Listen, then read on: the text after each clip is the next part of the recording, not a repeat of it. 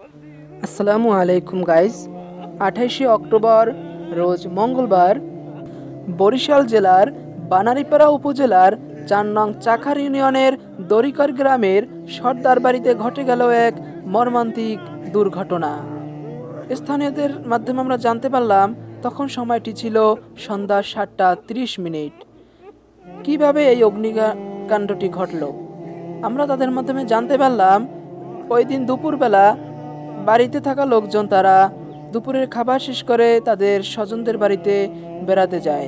তারপরে সন্ধ্যা ৭টা ৩০ মিনিটের সময় তাদের বাড়ির লোকজন দেখতে পায় হঠাৎ তাদের বাসায় আগুন।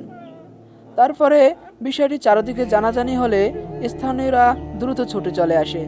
তারা দ্রুত ফায়ার সার্ভিসকে কল করলে তারা দ্রুত আসার চেষ্টা করে, কিন্তু তাদের বাড়িতে ঢোকায় রাস্তা একবারে খারাপ থাকায় ফায়ার সার্ভিস ঢুকতে একটু অনেক সময় লাগে। তাই তারপরও তারা যথাসাধ্য চেষ্টা করে আগুনটি নিভাতে সক্ষম হয়।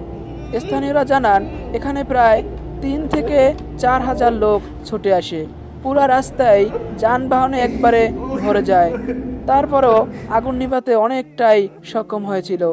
আগুন নিভাতে পারলেও একটি ঘর সাথে সাথেই একবারে পুড়ে ছাই হয়ে যায়, শুধু পোতাটাই রয়ে যায়। পাশে আরেকটি বিল্ডিং থাকে, সেই বিল্ডিংটির ছাদে আগুন লেগে বিল্ডিংটির আপনারা যে পাশে বিল্ডিংটি দেখতে পাচ্ছেন, এই বিল্ডিংটিতে আগুন লেগে একবারে বিল্ডিংয়ের টেম্পার শেষ হয়ে ইট সব ধসে ধসে পড়ে গেছে এবং ছাদ উপর থেকে জোড়া ছুটে গেছে।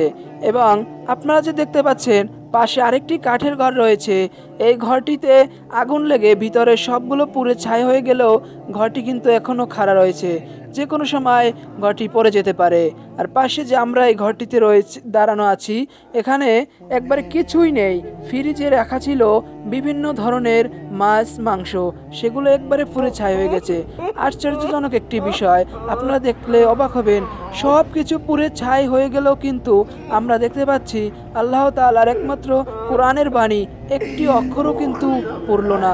আল্লাহু আকবার, সুবহানাল্লাহ। আপনারা এখান থেকে শিক্ষা নিতে পারেন যে পৃথিবী থেকে সব কিছু ধ্বংস হয়ে গেলেও আল্লাহ তাআলার একটি কোরআনের বাণী কখনো ধ্বংস হবে না। সুবহানাল্লাহ। এখান থেকে আপনারা শিক্ষা নিতে পারেন। আমরা আপনাদেরকে ঘুরে দেখাতেছি আরও ওই সাইটের যে ঘরগুলো কিভাবে পড়েছে। আমরা সকালে খবরটি শুনতে পেরে স্থানীয়রা কিছু যুবকরা আমরা চলে যাই সেই বাড়িতে। তারপর স্থানীয়দের মাধ্যমে জানতে পারি তারা আগুন লাগার পরে কারো কাছে যদি আগুন নেভানোর জন্য বালতি বা কিছু